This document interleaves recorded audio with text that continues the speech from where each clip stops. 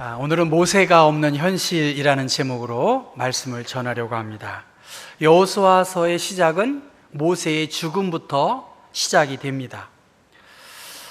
모세가 죽은 것, 모세가 없는 것, 그게 뭐 그리 큰 문제일까 생각될 수 있지만 모세는 하나님을 대면한 사람입니다. 백성들이 보이지 아니하는 하나님을 대신하여 오히려 모세를 더 의지했다고 해도 과언이 아닙니다. 그 광야에서 샘물이 발견되면 무조건 무슨 샘물이냐면 모세의 샘물이더라고요. 무조건 모세의 샘물이에요. 그만큼 광야 생활 속에서 생명과 같은 그 샘이 모세의 샘으로 불리는 것은 백성들의 의존도가 굉장히 높았음을 볼 수가 있습니다. 우리가 알고 있는 모세는 이집트 왕과 단판을 저어서 백성들을 출애굽시키는 그러한 일에 혁혁한 공을 세우고 있습니다. 그리고 그가 출애굽과 광야 생활 속에서 이스라엘 백성들이 수많은 갈등, 불평, 원망들을 하나님과 백성들 앞에서 오고 가면서 중재하고 해결하려고 했던 그 사람이 바로 모세입니다. 십계명을 받았고요. 또 이 율법의 상징적이고 실질적인 존재가 바로 모세입니다.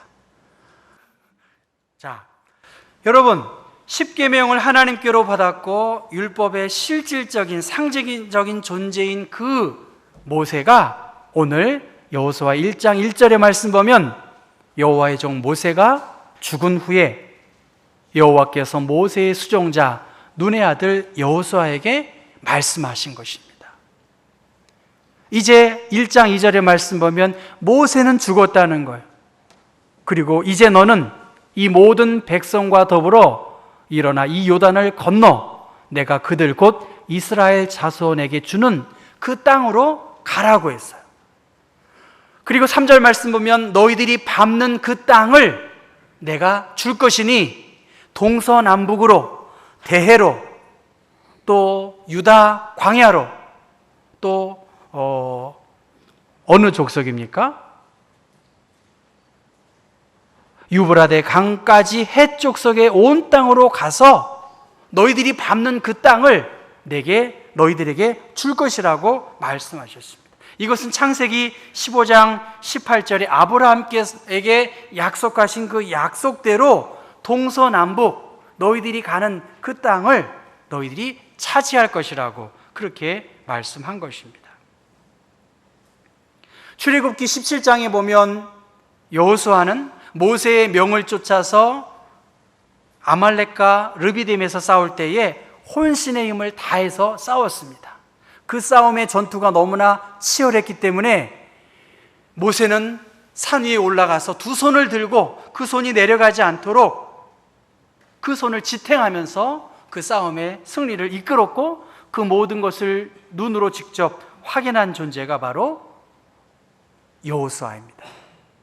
그리고 그는 12명의 정탐꾼의 한 사람으로서 가나안을 정탐했고 보여진 현실은 두려울 수밖에 없었지만 하나님의 인도하심을 믿었고 그 땅을 차지할 수 있을 것이라고 하는 그런 확신된 보고를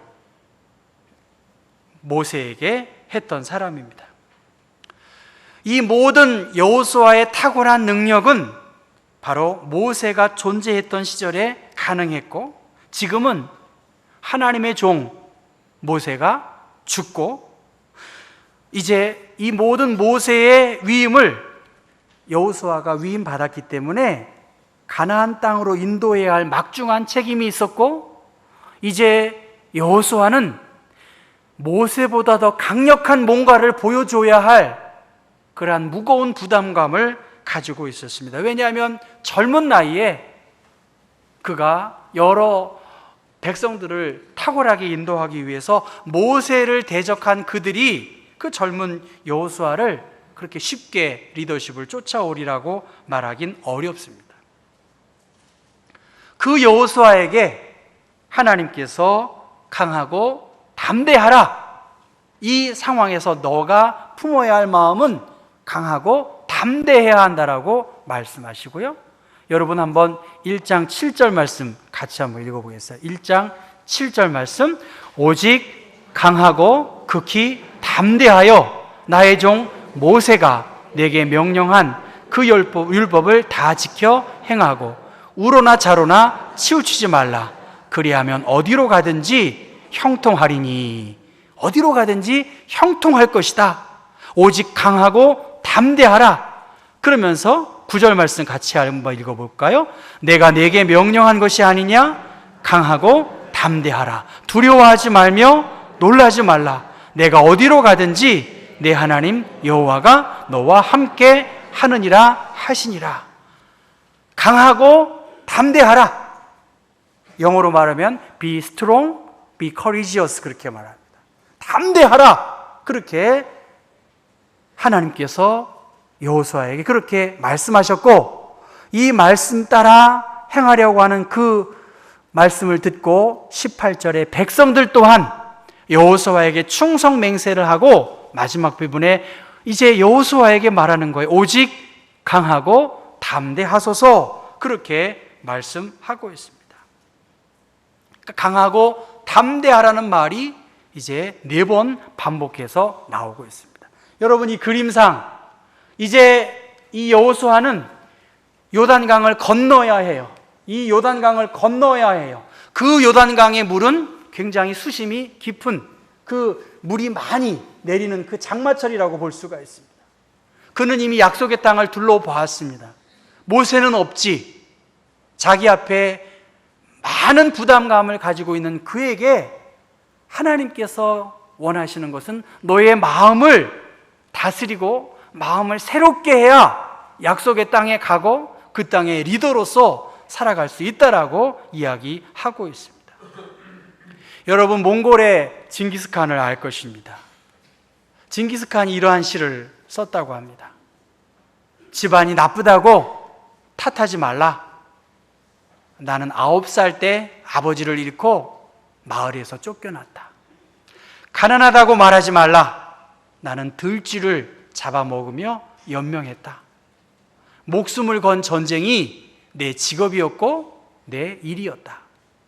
작은 나라에서 태어났다고 말하지 말라.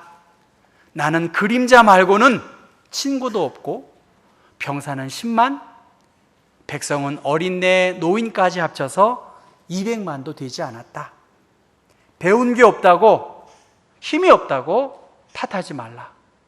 나는 내 이름도 쓸 줄 몰랐으나 남의 말에 귀 기울이면서 현명해지는 법을 배웠다.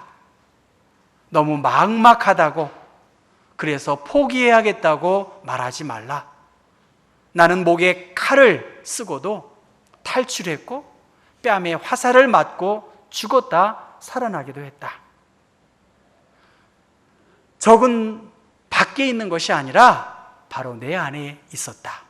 나는 내가 거추장스러운 것은 깡그리 쓸어버리고 나는 나를 극복하는 그 순간 징기스칸이 되었다. 그렇게 말합니다.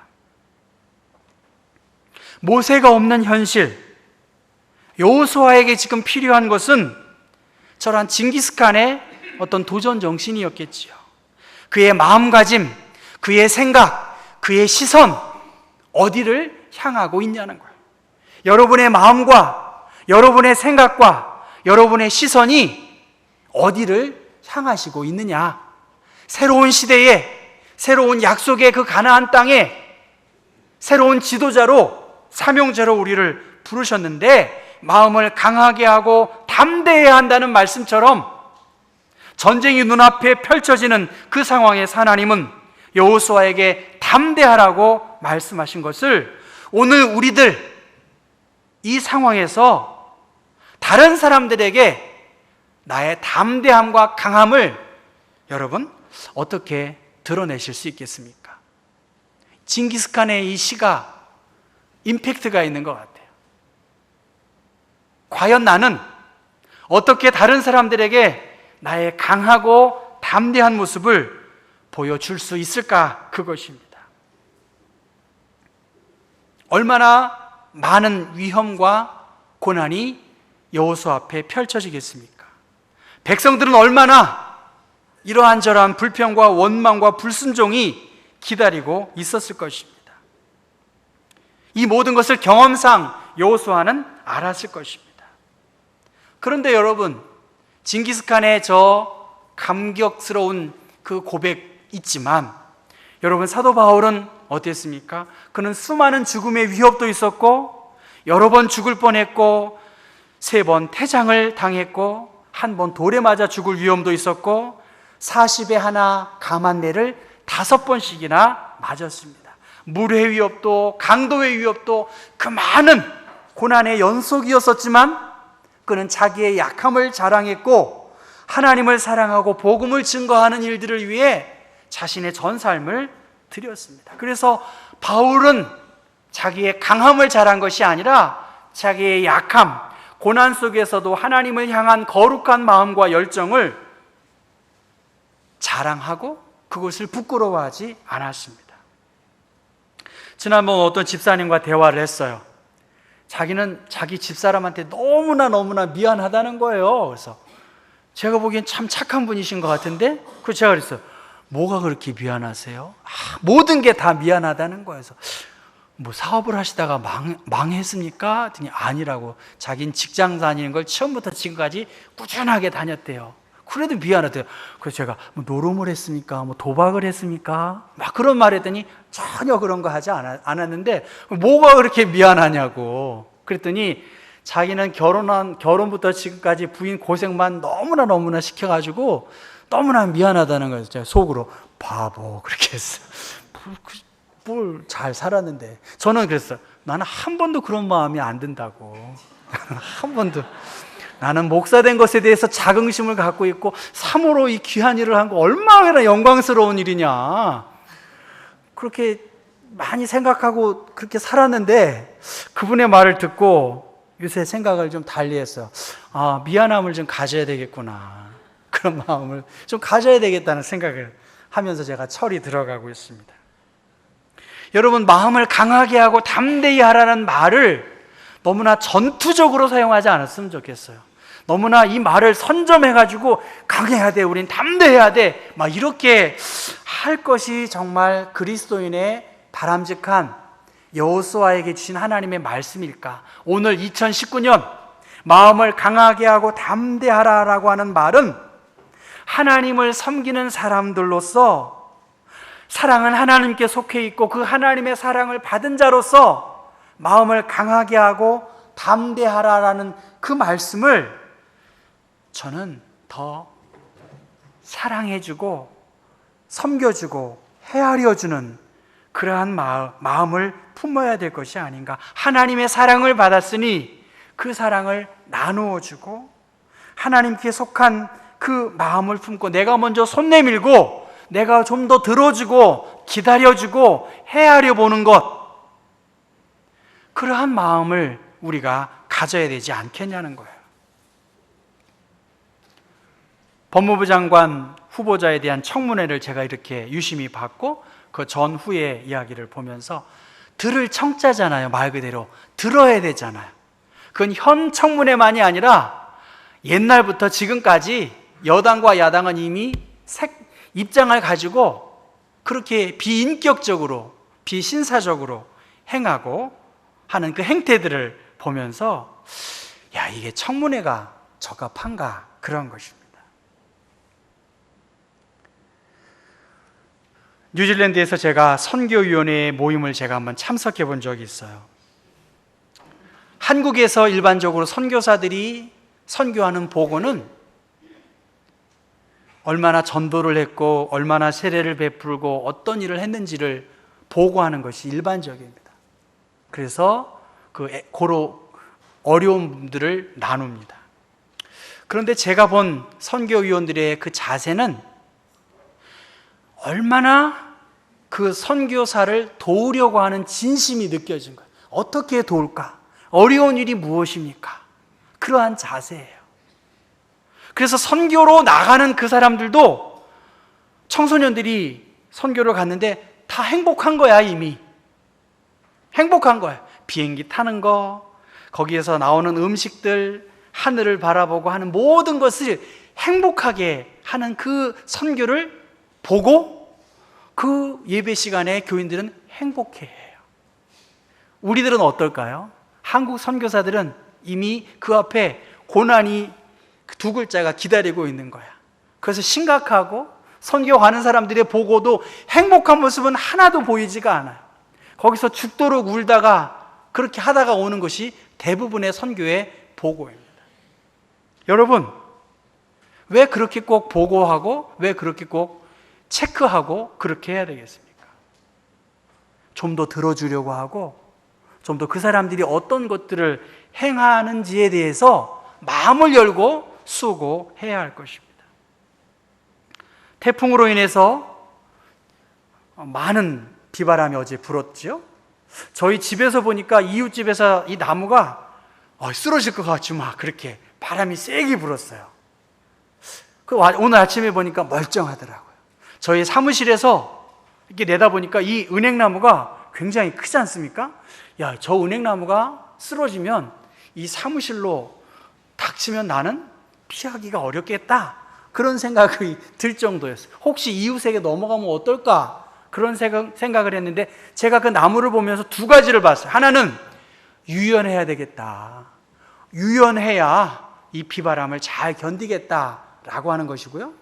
은행나무는 별로 요동함이 없더라고요. 보니까 이 나무가 뿌리를 잘 내렸겠구나, 그리고 끝에 있는 가지 혹은 나뭇잎만 이렇게 날리는 것을 봤습니다. 믿음으로부터 멀어진 사람들, 말씀으로부터 멀리 있는 사람들은 시련과 어려움과 위기 앞에 흔들릴 수밖에 없어요. 젊은이들이 흔들리고 낙심될 수밖에 없어요. 그들을 더 생각하고 그들을 더 품어야 하는 것, 그러한 마음이 바로 강하고 담대함을 허락한 하나님께서 여호수아에게 주신 말씀이에요. 그 여호수아는 민수기 27장의 말씀을 보면 여호수아가 그 안에 영이 머무는 자임을 하나님은 아셨어요. 그래서 하나님이 모세에게 말하는 거예요. 여호수아는 하나님의 영이 그 안에 있기 때문에 너는 그를 존귀하게 백성들에게 돌려보내고 회중들이 하나님의 영에 속한 그가 어떠한 존재인지를 알게 하셨어요. 그래서 여호수아에게 신명기 1장의 말씀 보면 그를 담대하도록 하라, 그렇게 말씀하셨고요.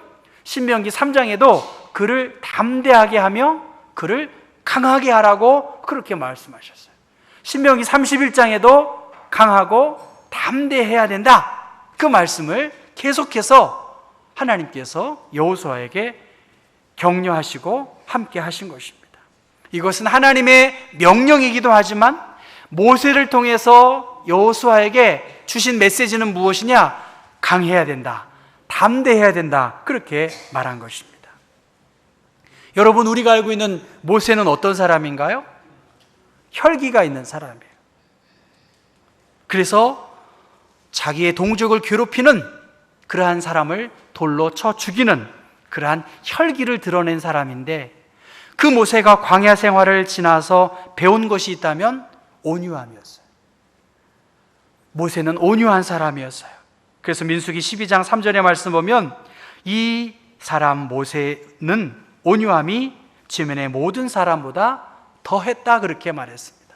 광야 생활을 통해서 수많은 시련과 어려움을 통해서 모세가 경험한 삶의 지혜는 온유함이에요. 온유함이 담긴 강하고 담대함을 믿음의 사람에게 전수한 것입니다. 예수님 또한 나는 마음이 온유하고 겸손하니 나에게 와서 이 온유함을 배우라고 말씀했습니다. 모세가 없는 현실 속에서 여호수아는 하나님의 영의 인도함을 받았습니다. 모세가 새로운 일을 감당했지만 이 일은 모세의 일도 아니고 여호수아의 일도 아니고 하나님의 일이기 때문에, 하나님이 약속하셨고 그 약속을 이루신 일이기 때문에 여호수아는 그 일에 도구일 뿐이고 그 일을 믿고 순종하기만 하면, 하나님의 말씀을 주야로 묵상하고 그 가운데 지켜 행하기만 하면 나머지는 하나님이 하시겠다고 하신 것입니다. 그래서 말씀을 읽는 일, 말씀을 밤낮으로 공부하고 사색하고 조용히 읊조릴 때에 너의 가는 길이 순조롭고 성공할 것이라고 말씀하십니다. 여러분, 가나안의 정복은 그냥 이루어지는 것이 아니에요. 우리 앞에 펼쳐질 하나님의 약속의 땅은 그냥 이루어지는 것이 아니라 가나안의 거대한 문화와 풍습과 가치와 우상 숭배가 함께 함축된 그 환경 속에서도 그 타락하지 않고 믿음을 지키며 우로나 좌로나 치우치지 않고 하나님의 말씀에 의지하고 더 기도하고 순종하면서 하나님의 도움을 구할 때 하나님의 약속의 땅에 이를 수 있다는 것입니다. 하나님께서 곧 일어날 전쟁에 대해서도 책임져 주시고 여호수아에게 안내자로 설 것을 하나님은 약속하셨습니다. 내가 너와 함께 할 것이다. 그것은 하나님, 예수님께서도 내가 세상 끝날까지 항상 너희와 함께 할 것이라는 약속과 동일하고 위기 가운데에서 피할 길을 열어주시겠다라고 말씀하셨습니다. 여러분, 우리나라에 이 스타벅스 전문점이 굉장히 많이 있더라고요. 세계 5위입니다. 미국과 중국과 카나다와 일본 다음에 스타벅스 매장이 많은 나라가 대한민국이라고 합니다. 커피 한 잔 먹는데 뭘 저렇게 대단할까? 뭐 이렇게 장사가 잘 될까? 생각해 보고 이 스타벅스 웨이라는 책을 이렇게 읽어봤어요. 한 잔의 커피가 아니더라고요. 그들은 늘 품질을 생각했고요. 커피를 로스팅하는 그것도 최선을 다했습니다. 커피 농가의 삶도 개선하기 위해서 노력을 많이 했습니다. 작은 일에 세심을 기울였고 특별히 인간의 정신에 영감을 불어넣는 그들의 삶을 이 커피 한 잔에 더 풍요롭게 하기 위해서 한 명의 고객이라도 한 잔의 음료로 정성을 다하기 위해서 이 스타벅스의 철학을 가지고 가치를 가지고 이 스타벅스가 운영이 되었던 것 같습니다. 그들은 그렇게 말합니다. 과거를 지키되 거기에 얽매이지 않기를 바라는 그러한 가치를 가지고 그들은 늘 변화에 힘썼습니다.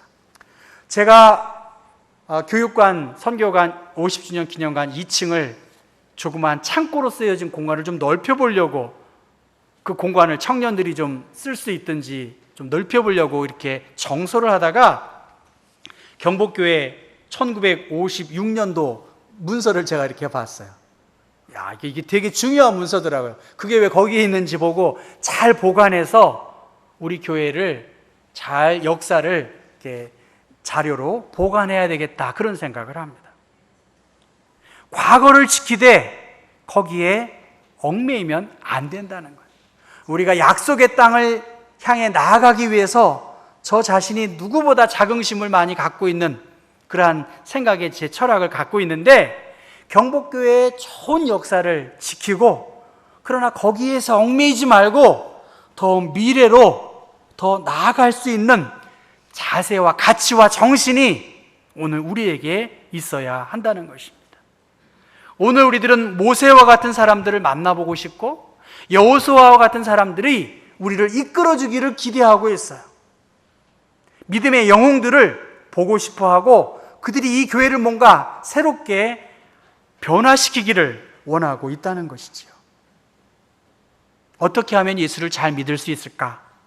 사도 바울은 감옥에 갇혀 있으면서 항상 기뻐하고 쉬지 말고 기도하고 범사에 감사해라. 이것이 그리스도 예수 안에서 너희를 향하신 하나님의 뜻이라는 거예요. 정상적인 상황과 환경에서 어떻게 기뻐할 수 있고 어떻게 기도할 수 있고 어떻게 감사할 수 있겠어요? 그러나 하나님이 약속하신 그 말씀을 의지하고 여호수아에게, 모세에게, 이스라엘 백성들에게 주신 이 모든 것을 믿음으로 고백하면서 그는 감옥의 절망스러운 상황 속에서 감사하는 비결을 배웠습니다. 여호수아는 이미 약속의 땅을 둘러봤어요.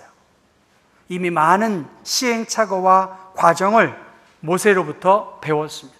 모세 또한 내가 살아도 이렇게 백성들이 힘들게 하는데 죽으면 얼마나 힘들까 하는 두려움과 막연함을 알고 있었습니다. 그러나 그럼에도 불구하고 하나님의 약속은 하나님의 일이기 때문에 여호수아를 통해서 현실을 보지 않고 하나님의 꿈과 약속을 향해 가도록 그렇게 이야기했다는 것입니다. 여러분, 자신에게 친절해지는 법을 배우지 않으면 우울증에 걸리기 쉽다고 합니다. 내 스스로에게 관대해져야 된다는 거예요. 내 스스로에게. 내가 세운 기준이 너무 높으면 그것에 도달하지 못해서 우울증에 걸리고 열등감에 빠질 수 있다는 거예요. 자식들에게도 마찬가지죠.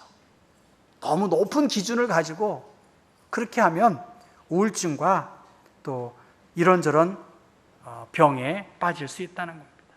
그런 의미에서 내 스스로에게 더 관대함과 너그러움이 필요하고요, 우리 이웃들에게 대해서 열심히 일하고 수고하는 그들에 대해서도 너무 완벽하게 하려고 하는 것이 아니라 그들에게 너그러움으로 대하고 또 너그러움을, 온유함을 드러내는 것이 바로 오늘 내가 강하고 담대한 그리스도인의 품성의 열매이고 성령의 사람이 품어야 할 마음들은 바로 이러한 온유함이라는 것입니다.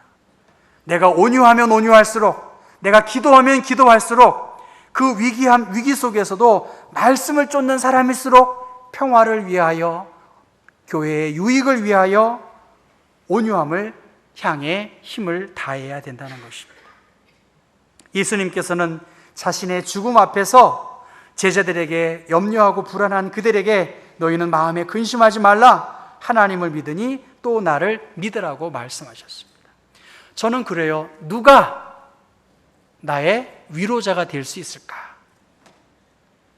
사람으로 언제 등 돌리지 누가 알겠습니까, 여러분? 하나님 이외에 누가 나의 참된 위로자가 되겠습니까? 그러나 그럼에도 불구하고 지금 함께 예배드리는 우리들, 우리 신앙의 동료들, 그들을 위해서 더 관대하고 온유하고 그들을 위해 함께 기도하고 사랑의 실천을 드러낼 수 있는 좋은 장이 우리 앞에 있는 것입니다. 가나안 땅에 주님은 들어가라고, 우리는 들어갈 수밖에 없는 그러한 귀한 존재들입니다. 이 명령에 순종하고 형통한 길로 하나님이 인도하시겠다고 주님은 약속하셨습니다. 모세가 없는 현실 앞에서 제자들이 주님이 먼저 십자가를 지시고 함께 하시지 않냐는 그 상황에서 제자들에게 주신 권면은 하나님의 약속을 믿고 더 온유하고 주님 주신 마음을 품고 살아가는 것, 그것이 우리에게 주어진 지혜롭고 승리하는 길임을 성경은 전하고 있습니다. 예수 잘 믿는 것, 강하고 담대함, 그것은 내가 더 온유함과 더 낮아짐으로 다른 이들을 헤아리고 섬기는 것, 그것이 우리에게 주신 주님의 말씀입니다. 기도하십시다. 하나님 아버지, 9월 둘째 주일 우리가 거룩하신 주님 앞에 나와 예배합니다. 우리 앞에 여러 어려운 일들이 많이 있지만 하나님께서 여호수아에게 마음을 강하게 하고 담대하라고 말씀하신 것처럼 더 온유하고 더 너그러움으로 내 마음과 생각과 시선이 그러한 온유함 속에서 드러날 수 있는 하나님의 사람들 되게 하여 주옵소서. 새 영을 주시는 하나님, 우리에게 성실한 마음을 주시옵시고 거룩한 마음을 주실 뿐 아니라 오늘 말씀처럼 온유하고 더 약함 속에서 주님의 부요함을 드러낼 수 있는 하나님의 사람들 되게 하여 주옵소서. 내가 너희를 버리지 아니하고 떠나지 아니하리라, 내가 밟는 그 땅을 너에게 주리라고 한 하나님의 약속을 굳건히 믿고 이 믿음 안에 가나안의 기쁨을 누리는 사람들 되게 하여 주옵소서. 예수 그리스도의 이름 받들어 기도합니다. 아멘.